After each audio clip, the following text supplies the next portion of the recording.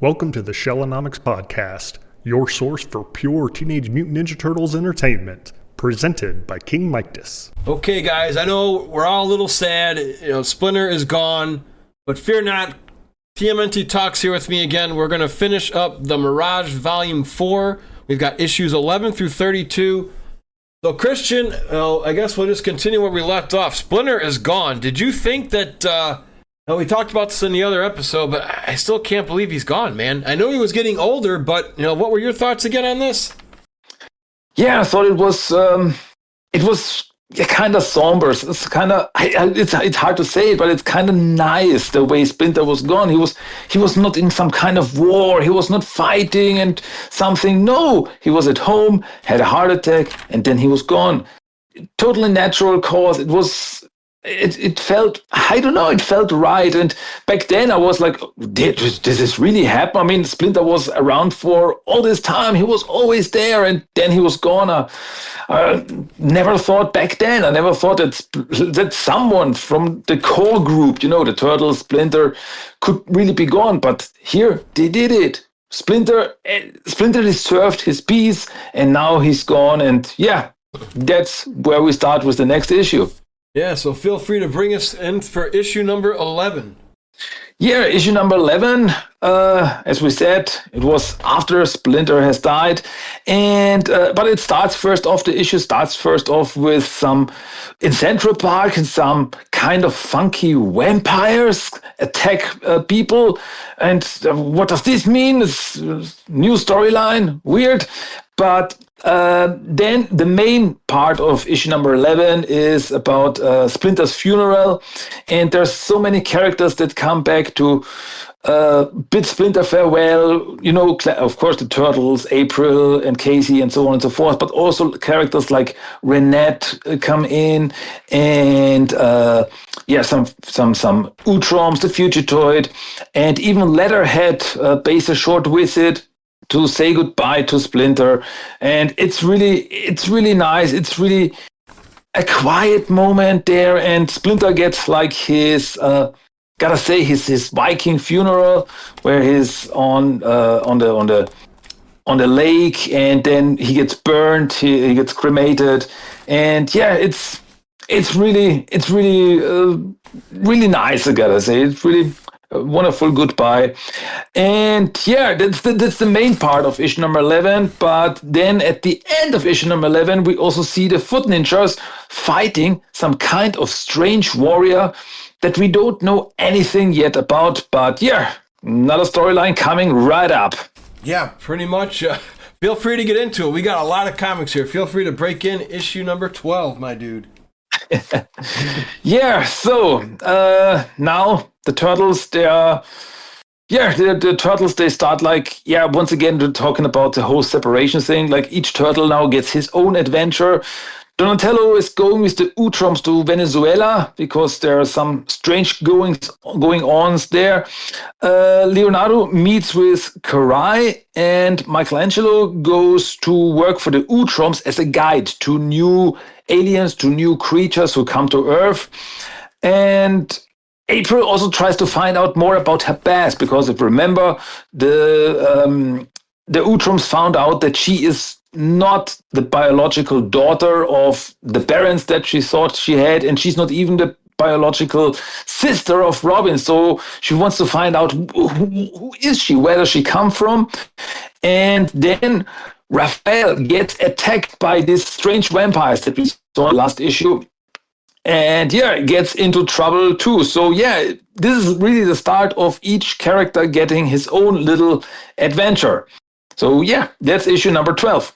How did you like where this was going with everybody? Because it's interesting because it was just part of the same comic here, right? There's no mini-series. It's all just in one.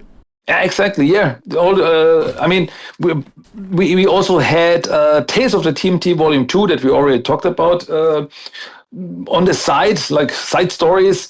But the story in Volume 4 you can read in one through. It's all connected. It's all one story going through. And yeah, with the whole thing, with the Turtles separating, each having their own stories, I really thought that was very interesting. But the problem was that these issues, they came out bi-monthly. And so like each issue was a little bit of each story. So it became a little bit slow. So each time we get bi-monthly, we get an issue, and the story starts to get to go on slower because we had a little bit about Mikey, a little bit of Leo, a little bit Raph, a little bit Donnie, maybe even a little bit April, and then the comic was over. And it's like the stories took their time. The stories, they really are, when you're able to read them through, they're really cool. But just think about, like, you only get these comics every second month.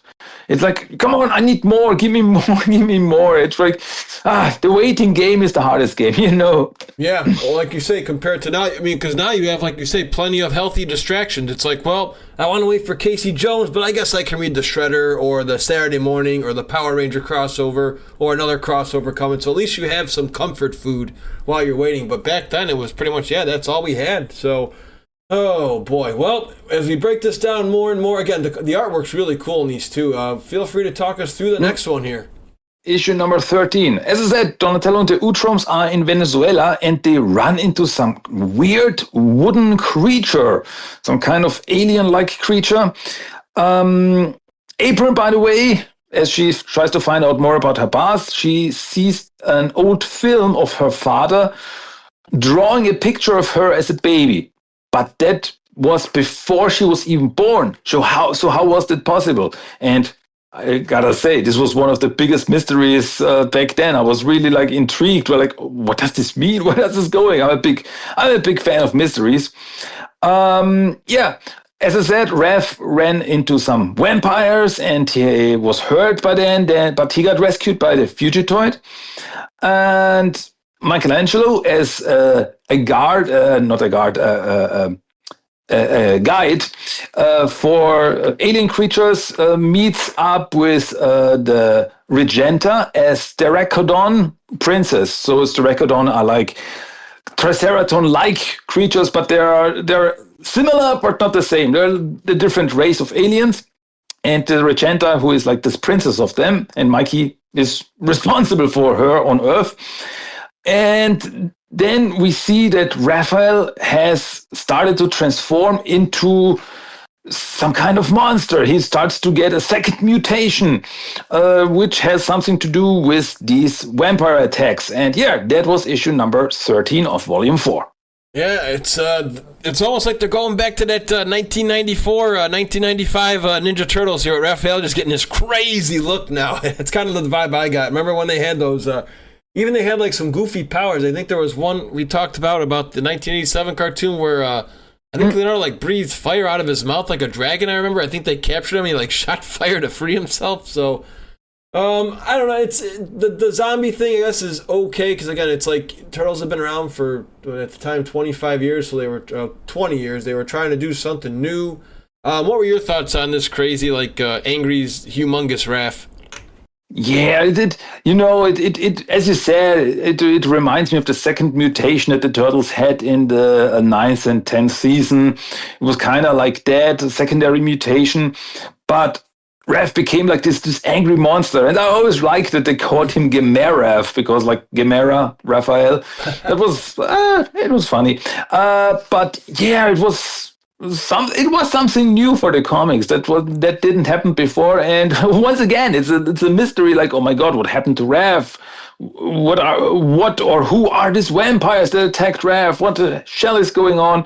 So I was intrigued. I wanted to know more about this whole thing with Raph, and his design was kind of cool. It was something new, I gotta say. Yeah, something. And again, it's like you want to try and make it different because as we both know. We've been around a long time. How many times can you redo a Spider-Man origin story or the X-Men or, Marvel? They keep doing these movies. So, you give them kudos for trying something new. So, coming up next, we have a little bit more as we get a little bit deeper into Leonardo battles, I believe, in this one, right? In 14? Yeah, there's an interesting Leonardo story there. But first, we check in with April because April calls Renette, our time traveling friend, and she asks Renette for help because she wants to find out about her past. And Renette is not like, yeah, let's do it. She's like, should we really? Are you sure? But they go back in time, and I really like this moment because we only see like suddenly April and Renette, they disappear. Next moment, they reappear from their time travel adventure, and we see April is shocked. Something happened. She saw something, and it maybe wasn't that good. But then, Raphael finally transforms into like a really mindless beast. He's not like, oh, I'm a strong Hulk-like character. Yeah, he's Hulk-like, but like the mindless Hulk who jumps around and destroys stuff. And Mikey takes the Regenta to a museum as a guide, as I said. And then we see that the Foot once again was attacked by these strange warriors. And so they ask Leo for help with these warriors where they don't know where they come from. And they're kind of Aztec, like Aztec warriors with the swords and so on and so forth.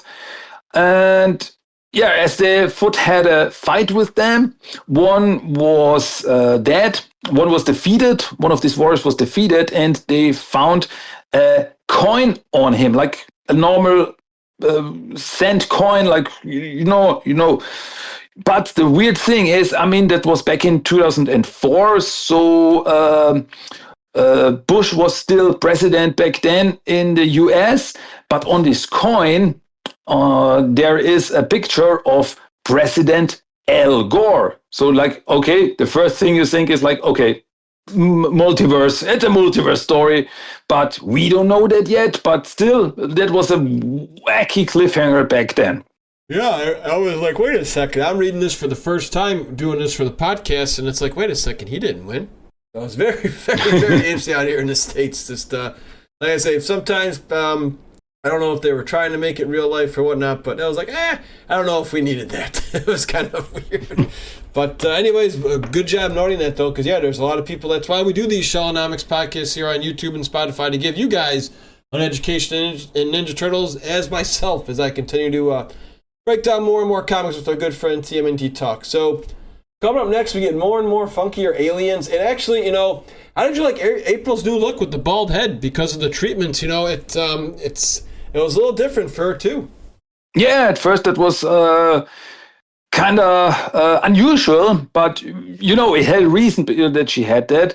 And after their time travel adventure, her hair grew back. So we know from this moment that was a very interesting choice, because from this moment we knew, okay, some time has passed because her hair grew back. So she had this time travel adventure was a bit longer, but we're gonna find out about that. So that was a good choice to. It sounds weird to say that, but so that April lost hair, so we can find out. Okay, now we know that time has passed because her hair grew back.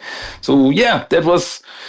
That was also an interesting way and a very, very good way to show that. Yeah, no, I feel that too, especially with all the treatment she was taking. So coming up next, we've got another issue for you guys. We got a long way to go, and we're rocking through these. Yeah, issue number 15 of volume 4. Mikey still hanging out with the Regenta. She takes her for lunch. Meanwhile, Raphael is, as I said, mindless beast, going wild, escapes into the street after ripping off the Fugitoid's head. Like, oh, wow. But hey, he's a robot. He's fine. Donatello and the Utroms, they fight some raptor creatures in the jungle, and then they get attacked by this wood creature with some kind of beam they get shot at. And meanwhile, Leonardo and the Foot Clan fight one of the warriors again. And at the end of the issue, Donatello and everybody else, they find out they're somehow captured inside a glass terrarium. Like, what is this glass terrarium very big, or are they very small? We're going to find out about that very soon. Yeah, as long as you got your breath and you're ready to go, feel free to go right into the next one. Because he does do some good cliffhangers like the other Turtle comics. I think we talked about that in our last episode, doesn't he? Where it's like, ooh, I got to get to the next one. But like you say, it's like, I got to wait almost 60 freaking days. Yeah, that was the problem. As it said, they always had this cliffhangers like, oh my God, what's happened now? And I need to know more. So yeah, with issue number 16, one of these warriors, this mysterious Aztec warriors, gets caught by the foot after a fight. Then Donatello and the Utroms, they find out that they have been shrunken down. So yeah, exactly. They're in a regular terrarium, but they're shrunken down. And Raphael, still mindless wild beast, runs into the sewers, escapes into the sewers, and there he runs into an old friend, namely Leatherhead. And once again, that was a cliffhanger, like, oh my God, Leatherhead is back. And so there's gonna be a big monster turtle alligator fight in the next issue. Yeah, and how'd you like that? Because that was kind of like the Archie thing, too, even though it was not the same universe. Remember, they had that miniseries that we covered with Donnie and Leatherhead. Yeah, exactly, yeah.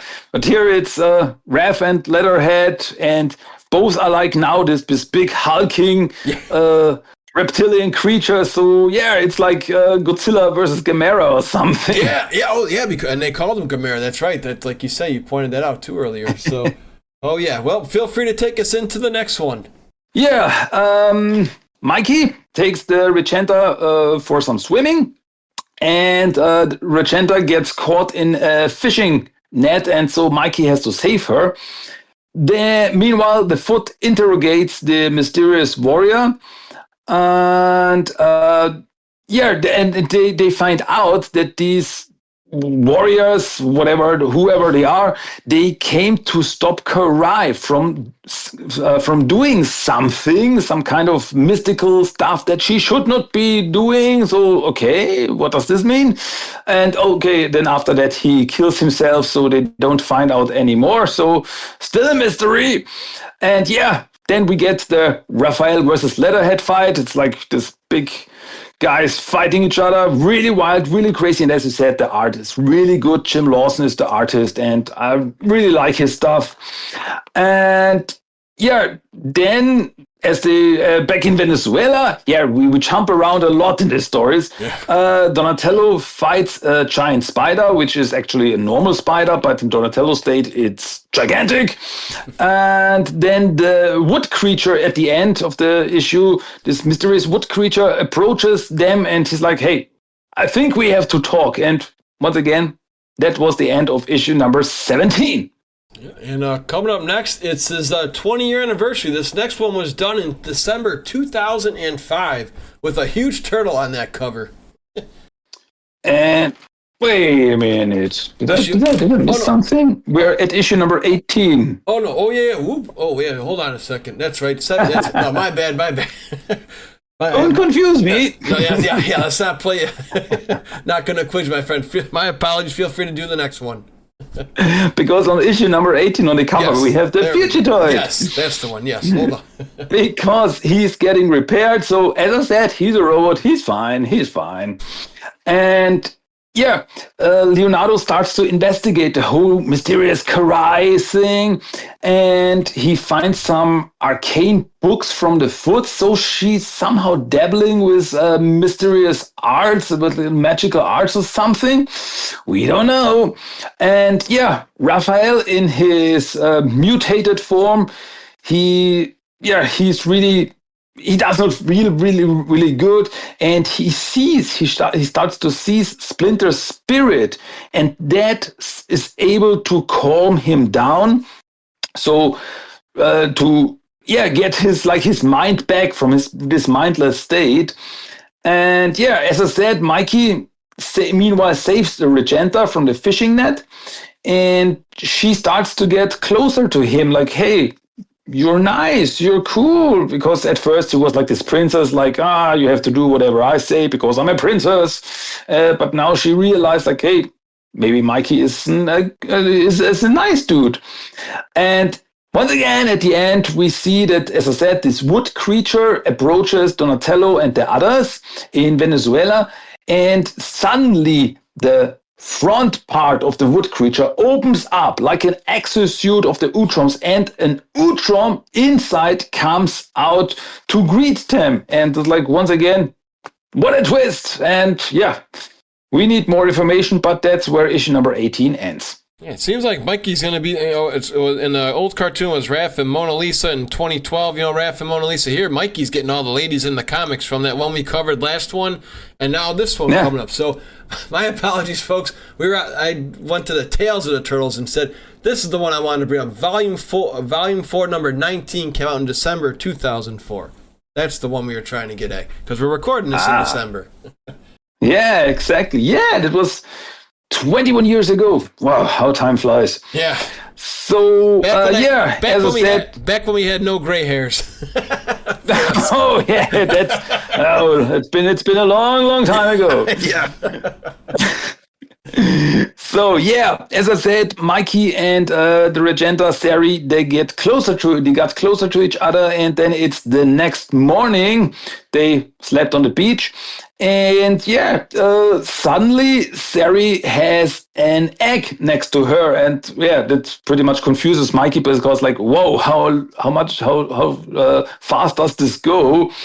And meanwhile, the Utrom from his wood creature in Venezuela starts explaining that he is an Utrom that got stranded in the jungle way back when the Utroms were still on Earth, while they were dumping some mutagenic waste, which then by accident, they did not want this to happen, but it happened. So they mutated some wood creatures, and these raptors that we saw, they were like normal lizard creatures, and they get mutated into this talking raptors.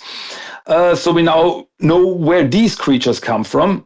Meanwhile, the Fugitoid finds Raphael, but Raphael is still in his Gamera form, in his big mutant form, but he's now intelligent again. He's back to his mind is back to his old self again.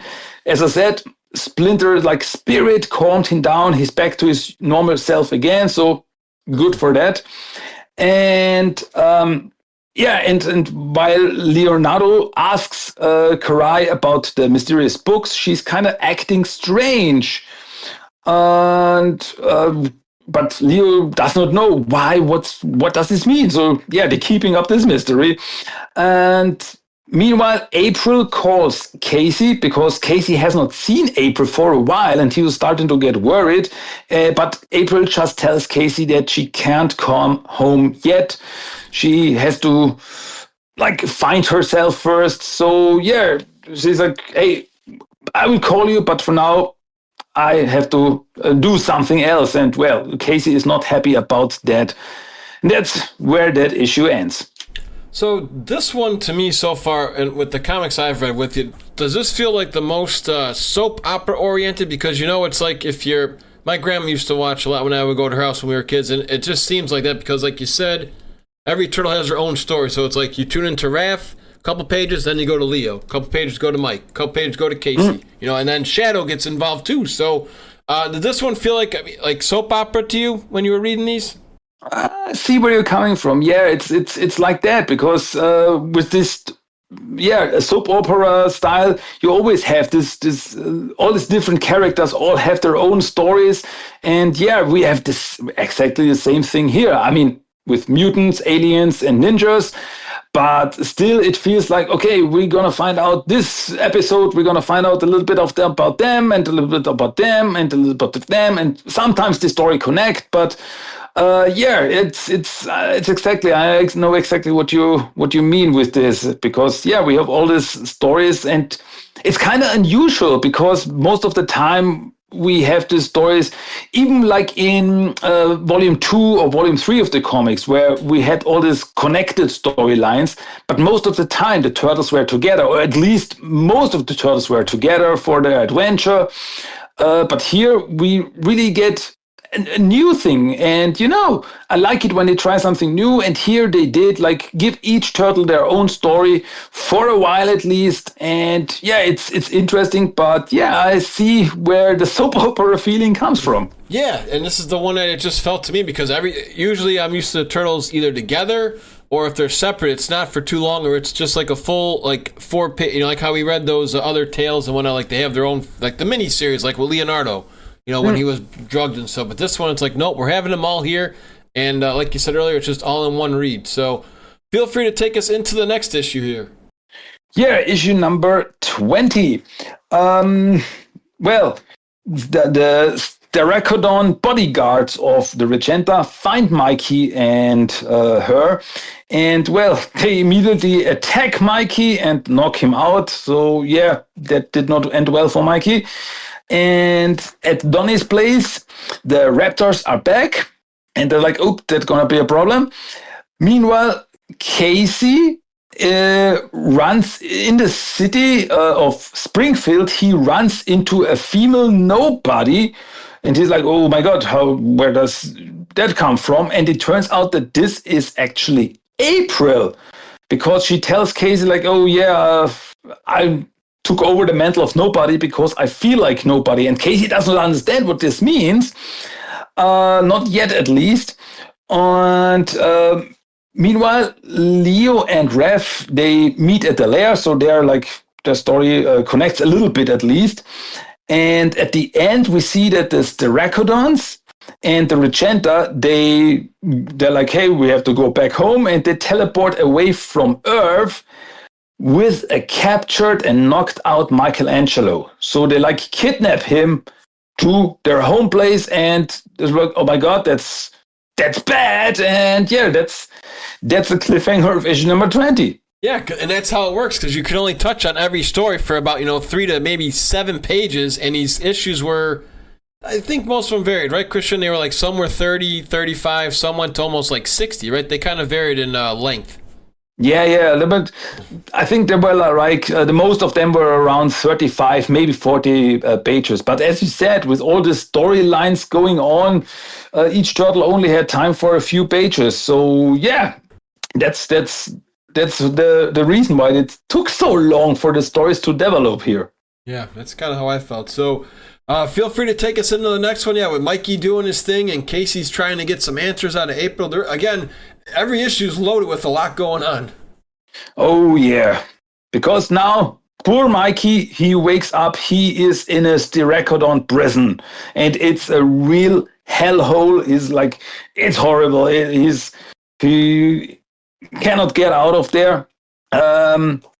Meanwhile, the Raptors, to stop them at Venezuela with Donatello, to stop the Raptors, they get zapped with the shrinking rays. So they're like this tiny little raptor lizards. So they are no problem anymore.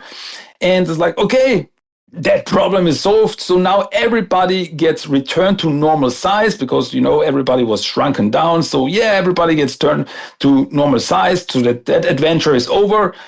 But unshrinking does not work on Donatello for some reason. So he stays in action figure form for a while now. And yeah, meanwhile, April tells Casey why she feels like nobody. And she's like, classic. She's like, hey, I want to tell you a story. Let me tell you a story. So April now tells Casey what she learned about her past when she was traveling through time with Renette. And that's the end of issue number 21. Getting hot and heavy again. And now feel free to break in 22. This is kind of this one actually needs a good explanation, because this one was kind of confusing for me because it felt almost more like a little...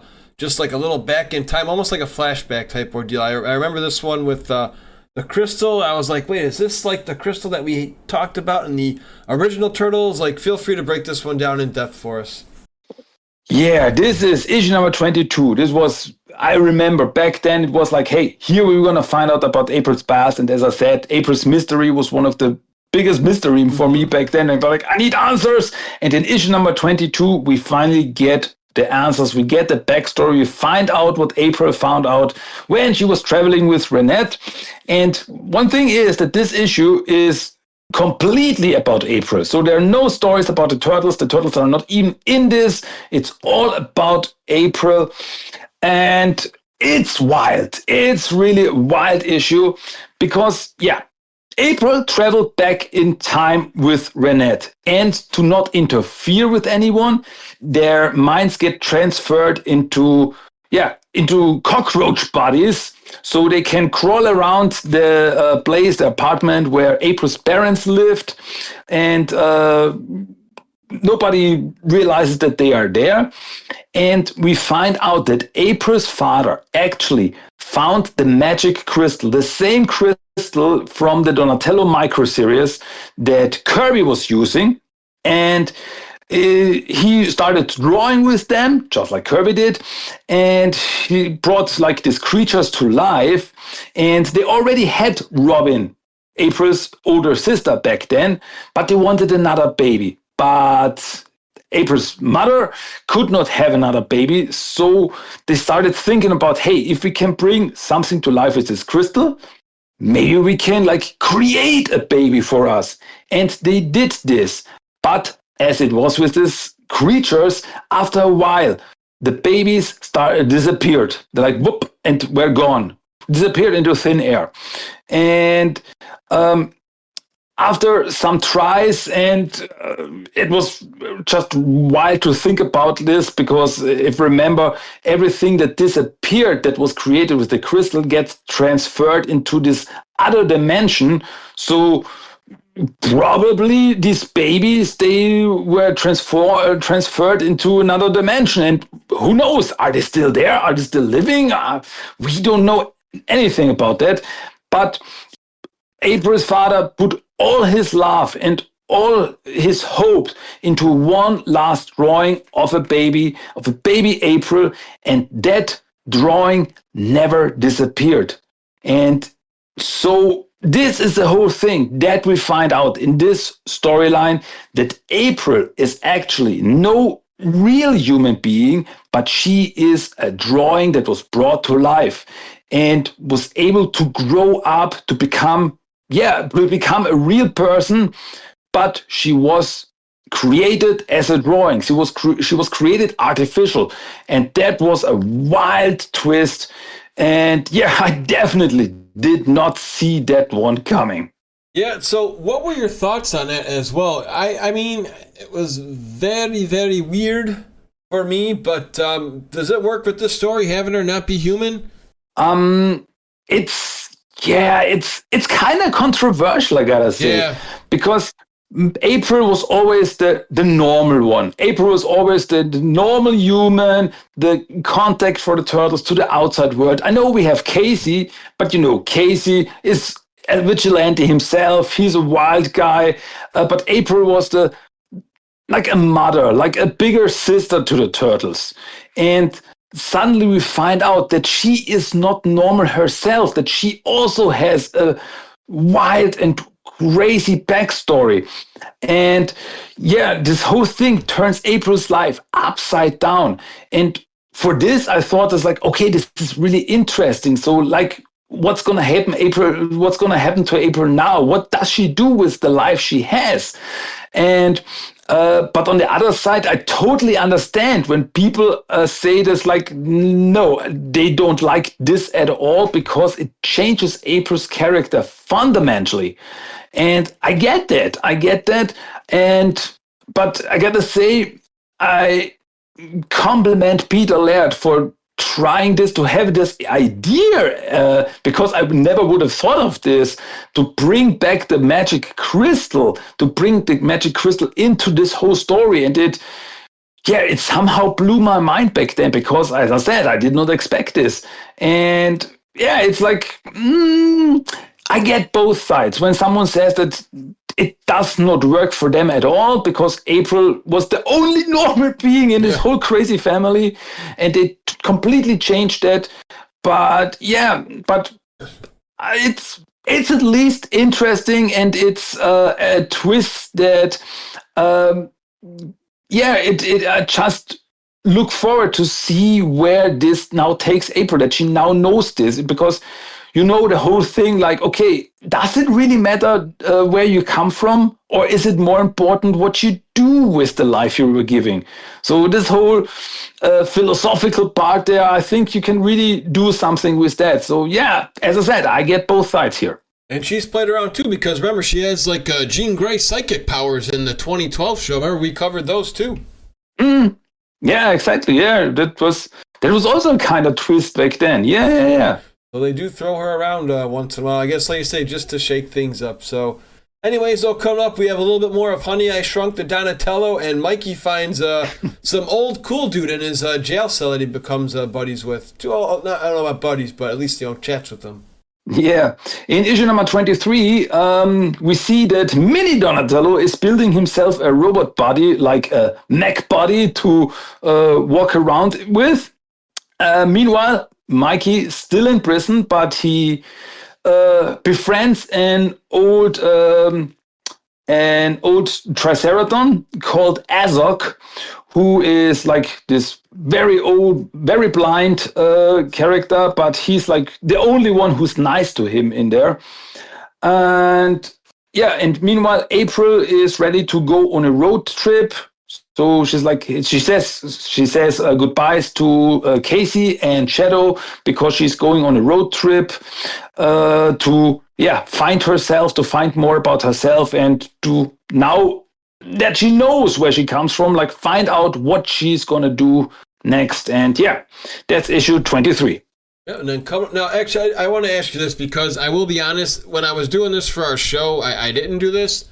But if I were to read these, when they first came out and we had, like we said, our soap operas, I would have skipped the pages just to go to the Michelangelo, just because he's my favorite. So while you were reading this, did you ever try to read fast just to get to a different Turtles storyline? I see where you're coming from, because the Mikey stuff it's always, I guess it's always the hardest when something horrible happens to Mikey. If it happens to Raph, Leo, or Don, it's bad. But Mikey, he is the nice guy. He's the chill dude, and then something very bad happens. He gets thrown into a prison to rot, and it kind of breaks your heart to see Mikey in such a place. And I see where you're coming from. Like, okay, I want to know what happens to Mikey, because the adventures are cool what they're having, but Mikey, he's in trouble. I hope, will he get out of there? Give me more information. So I see where you're coming from. I see what you mean. Yeah, that's just being honest, like I said. And plus, he's always been my dude. So to see him, and again, he's always been like you say, just easygoing, the mellow dude, and he's pretty much on his own. The other three are kind of close, and he's by himself, and he's got a real deep spot here, which it kind of feels like. It reminds me of, like, again, it's a comic, but it's felt like this could have actually been a good movie scene with what you're about to discuss with Mikey coming up, and the others too. There's a lot more to cover in this one, just that Mikey. But you guys all know Mikey's my dude. But feel free to break down everybody here and share the love. 'Tis the season. Oh, absolutely. That's right. So, find out what happens next in issue number 24 of TMNT. Here we see that these vampires, remember the vampires that turned Raph into what he is now, they run into Casey and Donatello in his robotic body, and they are able to capture the vampires to find out more about them, to find out what happened to Raph. Meanwhile, Mikey in prison, he sees from afar, he sees Sari, who is like visiting the prison or something, and he tries to reach her, but he's not able to, because once again he gets beaten by this Direcodon, he gets beaten up and thrown back into prison. So poor Mikey, and then it gets very interesting, because Leonardo, as he still tries to figure out what's going on with the weird warriors and Karai and so on and so forth, he finds some books that belong to Splinter about a place called the Battle Nexus. So, what does this mean? Meanwhile, Shadow, by accident, runs into some members of the Xi-Hat, who are like this alien-hating terrorist group, and she gets attacked from a robot dude from some weird alien creature that somehow works with the Jihad. And yeah, so Shadow gets attacked by a robot. And once again, that's the cliffhanger, like, oh my God, Shadow, that's going to be a problem. Yeah, exactly. Feel free to get into the next one. Yeah, with her getting attacked in the woods. I think that's where it starts off, if I believe, too, if I recall in my notes. With 25 we're getting into yeah, it? she but there's a cliffhanger there, so I'm gonna wait a moment. Because first yeah, and this is the one that's 20 years old. Again, this is where I jumped the gun a little bit with everything. December 2005. Oh yeah, you're right. Yeah, right. It just came out. Yeah, like I say, we're covering so many years in one series. It's crazy in one show. I know what you mean. Leonardo finds some connection in this information to this warrior. So the battle nexus is somehow connected to this mysterious warriors, and through the notes that he has, he's able to create a portal, and he walks through it. Meanwhile, Mikey is finally able to escape the prison with help from Azog. But that unfortunately kills Azog, so he sacrificed himself, the poor guy. And then, dude, I cannot read my own notes. That's horrible. On Earth, the vampires, they get interrogated to find more about what happened to Rev. And Shadow is attacked by the robot and gets dragged into the water and is about to drown, and that's the cliffhanger of that issue. So how did you like this Battle Nexus compared to the other one that, because I believe, I might be wrong, but was Battle Nexus out by then? I think so, right? Because these comics were in 2005, 2006. So yeah, so the cartoon Battle Nexus already was established, right? Exactly. And if you remember, Peter Laird also worked on the 2003 cartoon, and he apparently liked the Battle Nexus idea, so he incorporated it into his own comics. Tried to connect the two Battle Nexuses, because like the Battle Nexus is like this world between worlds. So it's like, is this the same Battle Nexus between the multiverse? All the stuff. I always try to connect them, but it must be a different one because there are other rules and so on and so forth. But I just like the idea that they get something from the cartoon and put it into the comics. And I always liked the idea of the Battle Nexus, so I was really happy to see it there. And just look at the covers. If you remember, the covers from issue number 25 and 26, they are just so cool, because in issue 25, we see on the cover, we see Leonardo walking into the portal, and issue number 26, he comes out of the portal on the other side. I just always love these two covers. Yes. Yeah. Oh, I agree. Feel free to take us into the next one, buddy. So yeah, that's issue number 26, where we see Mikey, who escaped from prison, is on the run, and he runs into some Triceraton soldiers. Meanwhile, Metalhead, the dude from the Justice Force, is able to save Shadow from this robotic bad creature. And Leonardo arrives at the Battle Nexus, where he meets some other creatures, and he tries to find out, what is this place? What does this mean? And then he gets attacked by some warriors there. And that's where this issue once again ends. I'm gonna put you on the spot here before we start issue 27. Why is it always a cat? Every time there's a little person in trouble, it's always a cat.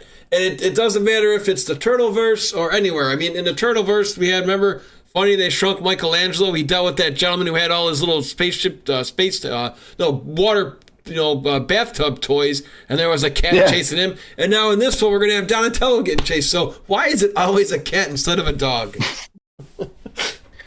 You know how cats are. Cats like to play with their food. So I guess that's more entertaining, because a dog would lick the turtle and be happy with him. But the cat, it wants to play with the food and be cruel a little bit. I don't know. Yeah, I just figured I'd throw that in there, because that's what's going to happen in issue 27 here. Yeah, we see with Mikey, the Triceratons, they befriend Mikey, and they're like, "Hey, you can come with us," and they get out of there, and Mikey goes with them. He has no other choice. It's like, okay, I go with the Triceratons for now. Meanwhile, Donatello and Raphael, they attack the Xi-Hat compound that Shadow found, or the cell that the Shadow found out about. And they have a fight with this weird alien dude, and they capture him. Also, this alien guy is also very weird. He's always got this big grin on his face, like, I don't know, alien Joker or something. And yeah, Leonardo in the Battle Nexus, he fights with some guys, but the fight is stopped by someone who looks very much like the Shredder, like a Shredder armor dude. And he's like, "Hey, stop it!" And everybody's like, and Leonardo's, "What, Shredder?" And we gotta be honest. He looks very much like 2003 armor Shredder.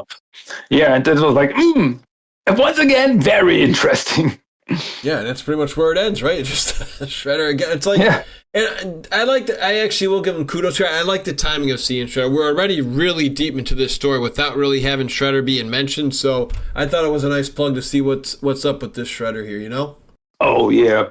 And yeah, we're going to find out more about him in issue number 28, because here we find out that this Shredder is actually a character called Oroku Yoshi. And he's nice. He's a nice guy. He's no evil, want to take over the world guy. He's cool. And yeah, meanwhile, with Mikey, the Triceratons tell him that the turtles are like heroes to the Triceratons, because remember way back in Volume 1 when the turtles, they were in the Triceraton homeworld and they fought in the arena. And after this battle and after the escape, the turtles, they became like heroes of the because they were the Triceratons were so impressed with them. And so yeah, they are now on their way back to their homeworld with Mikey. And while they are on the way, Mikey and the Triceratons start a little training session, and yeah, that's pretty cool, I gotta say. I wanted to ask you this too, because this would be a good trivia question, because we're on issue 28. Remember the cover here with the teeth, even though it was not Donatello, but this was the first. It was not the 2012 series that we had a gappy turtle here. Yeah, right. Yeah, never thought about this. Like, because way back then, when Mikey was beaten up by the Sterechodons, he lost a teeth and lost a tooth, and here Mikey finally gets it replaced. Like, I don't know, 10 issues later or something. Yeah. So yeah, you're right. It's the first toothy gap tooth turtle, I gotta say. Yeah, it was close to that Christmas song where all he wanted for Christmas was his two front teeth. It was close. He only needed one. Oh man, feel free to take us into the next one where you have this reminds me of I won't spoil it, but a little Star Wars where they're all having a nice camaraderie, where our buddy Casey Jones goes, kind of like Han Solo used to go. Yeah, that's right. It's like the cantina, because we start off with the Utroms, Future Droid. They meet Casey in like this bar where all these aliens and normal humans also hang out. And once again, one of these Xi-Hat terrorists comes in, wants to cause trouble, but he's stopped by shrinking him down. So yeah, that was no real threat there. And Karai is also at this bar, and she wants to take care of Casey, because during the fight with the Xi-Hat guy, he was injured, and she wants to take care of Casey's injuries. So okay, that's nice, I guess. In the Battle Nexus, these warriors, who we now find out are called the Warriors of Perfect Virtue, they attack Oroku Yoshi, but they are stopped by the Gyoji. So yeah, that's the same referee that we know from the 2003 series, because this is not an authorized battle. And Mikey and the Triceratons meanwhile arrive at the Triceraton homeworld, so that they can talk about what they're gonna do next. And that's the end of that issue. And we're getting thinner and thinner, even though we really shouldn't be. But we're down to our last, I believe, 3 issues left here, guys. So here we go with number 30. Yeah, issue number 30. This is the start.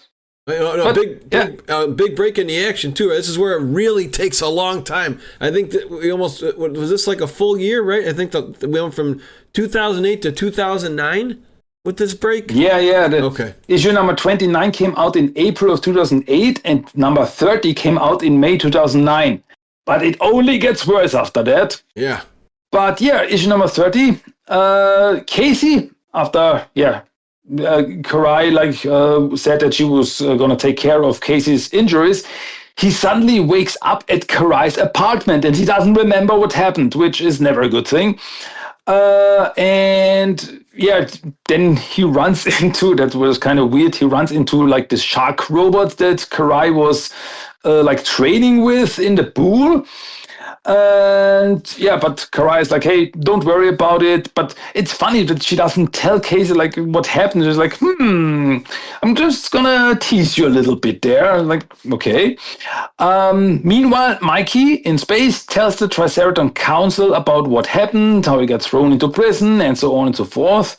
And the Triceratons, they knew about Azog, who was in a prison, and now that they know what they did, they want war with the Styracoudons. So Triceratons and Styracoudons, they would go to war with each other, and Mikey is so pissed at everything that happened with the Regenter and getting thrown into prison, and so that he's like, I'm gonna help you. I'm gonna be on the side of the Triceratons, and I'm going to help you with this war, which is kind of unusual for Mikey, but I mean, after everything that we went through, you know where it comes from, I guess. Yeah, and I think he even called her a curse word too. I don't know if it was this one. I know he really got ticked off at that chick. Well, can you blame him? Right? I mean, yeah. Kind of sucks, but yeah, feel free to explain, because again, you are very in-depth with your Ninja Turtle knowledge here. Like, why do we have this huge break from 30 to 31? Another break in the action here. It's another hard one to find. Oh, yeah.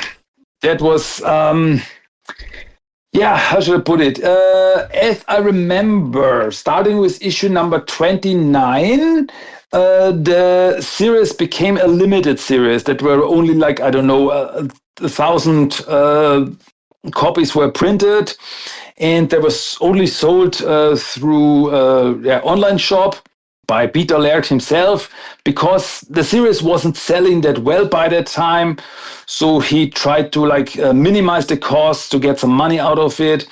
And it really, remember, 2009, Peter Laird sold his rights to Viacom Nickelodeon, but he still retained the rights to do his own comics.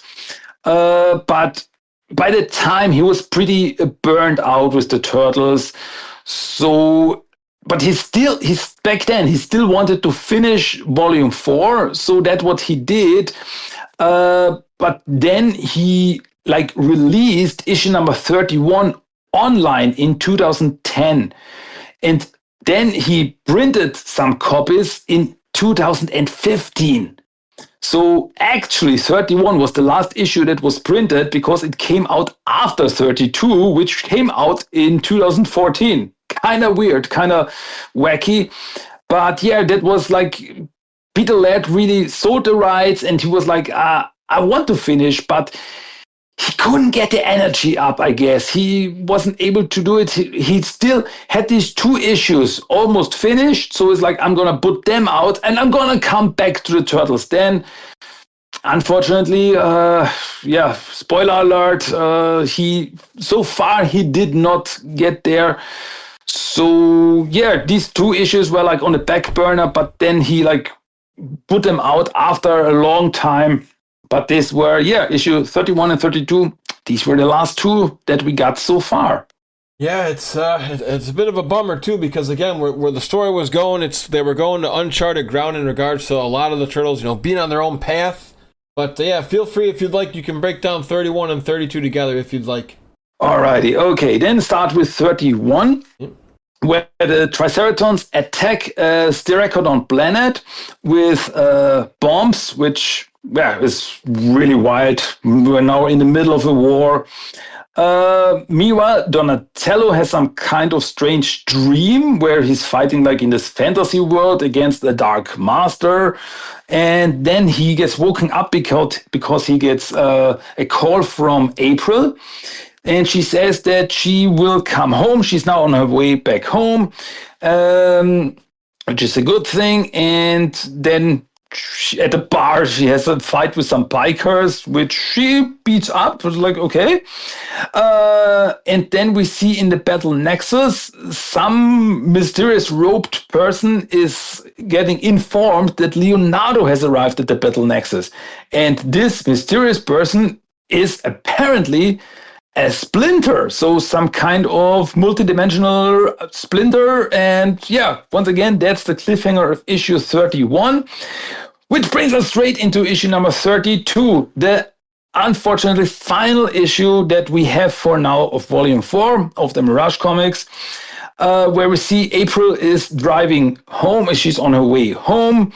Karai takes Casey back to his place. She doesn't tell him what happened. In the Battle Nexus, Oroko Yoshi tells everyone about the warriors, that they are these warriors of perfect virtue. They are religious fanatics who come to other worlds to conquer other worlds and spread their own fanatism. Meanwhile, Mikey is fighting in the Triceratons-Styracoton war, and he gets informed that the next planet that they're going to attack is the planet where he was imprisoned, and he wants revenge on Regenta, so he's very happy to go back there. Then Raphael finds Donatello in his robotic body in his lab, and also Splinter's body, or once again, a Splinter body in a tube, and Raph goes wild. He thinks like Donatello did some, Frankenstein style stuff there. And so Raphael attacks Donatello. There's a big fight between giant Raphael and robotic Donatello.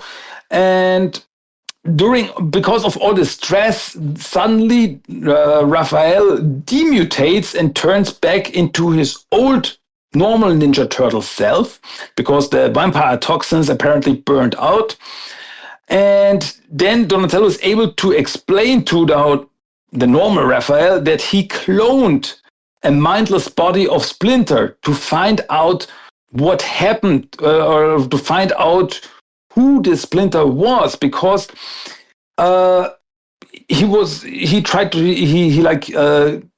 got some piece, some hair from the Splinter that died back in issue number 10. And through his experiments, he found out that the Splinter who died was not the Splinter who raised them. It was a different Splinter. And with this amazing cliffhanger, this like, what the hell is going on cliffhanger, it ends. This is it. This is the final issue. And it's horrible. I need more. They cannot end there. Please, if you're listening, if someone is listening there, please give us more.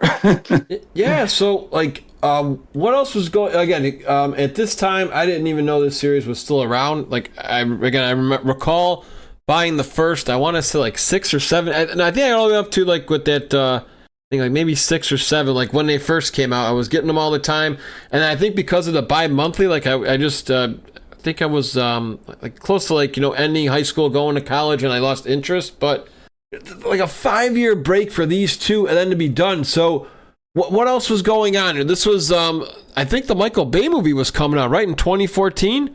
I know the sequel was in 2016, right? So you had the Michael Bay movie. The 2012 show was still going. Were there any other comics around then that you were able to read besides this one?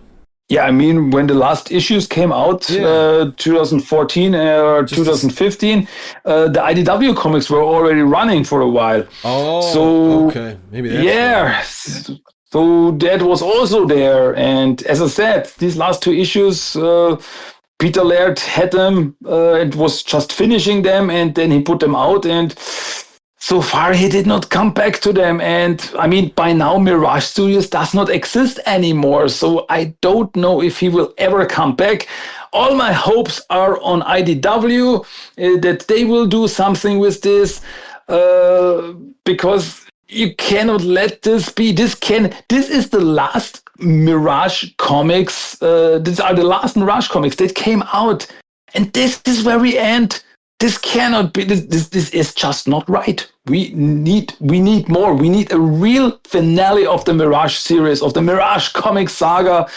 And I really hope that we will get something in a few years that would really make me a happy TMNT fan. Yeah, I agree, my dude. Just it sucks. I mean, I'm just gonna be truthful. It sucks that we never got closure out of this, because it was the same with the Archie series, right? We talked about that in previous episodes not too long ago, but thankfully we got closure with that. Yeah, I guess I'll ask you, did you ever see any fan-made closure for this one? Because remember, the Archie one did get that.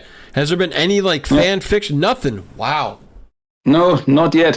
If I remember correctly, some people talked about it to do something, but what everybody agreed on is that this series was really Peter Laird's baby. It was really his idea. It was all his thought, all his soul went into the series, and they were like, hey, we don't want to finish this series without him. It's his thing. And if he comes back and will do something with them, everybody would be happy. But they're like, hey, we're not going to do this, because it would not feel right to like take this away from Peter Laird. So who knows? As I said, maybe IDW will come up to Peter Laird and like, hey, can we work together on something? You don't have to draw it. You just tell us what you want for the story. We're gonna do it. We're gonna work on it. These are really my hopes for this series. So then I guess everybody could be really happy with this. And yeah, fingers crossed there. Yeah, because like you said, out of respect, you would like to have Peter Laird's blessing to at least just say, yeah, you guys can, take it. This is where it was going to go. Please, keep the artwork the same. Don't do anything crazy. But like you say, in life, there was always hope. I mean, you have the journeys out now for those who didn't get to read these. So maybe there's something in the works. Like we said earlier in this episode, maybe they're just trying to test the waters to see if there's some good feedback on, some, outcry from the fans that want it. So at least it's good to have it out there again. But if anybody wants to know more about the current comics, Christian, where can I find some info with the current TMNT universe? Oh, good that you ask. Because, yeah, if you want to hear more from me and more from me talking about TMT comic, especially the current runs from IDW, you can check out my podcast, which is Teenage Mutant Ninja Turtles, The Talk. You can find me pretty much on every podcast app like Spotify, Apple Podcast, whatever. Or just go to my website, TMNTTALK.com. And yeah, you find all the stuff there, all the social media, all the episodes. You can listen straight on the app, on the website to them. So yeah, check them out. Hey, maybe you will like it. And yeah, feedback is of course always welcome, because I'm always up to talk turtles. Yep, exactly. Whether you like the left side or the right side, upside or downside, it's always up for a good debate. And like you say, we're respectful, because even sometimes here, like I say, we agree to disagree, and that's okay. That's what makes this a fun show. So, Christian, it's always been a blast having you here, buddy. This might be the last show we do for the year, so I just want to say a big, big thank you, just again, for all your love for Turtles, all the help you've helped with Shellanomics' growth. We've covered, I just told you, we have a book out now, and that's probably going to be one of my most talked about episodes ever, is how we did 40 plus episodes of the OG Turtles in one show. I don't know who else besides me and you are that crazy to even do something and actually do a good job too. So just a big, big thank you for everything here, helping the Shellanomics channel grow, and best of luck for your TMNT Talk in 2026.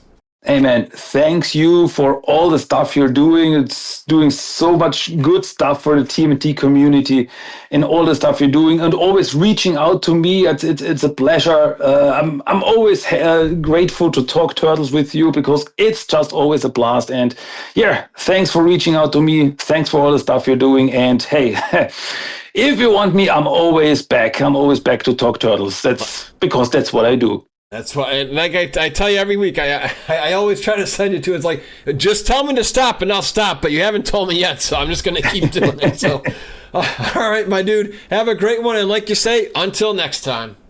Yeah, and Cowabunga.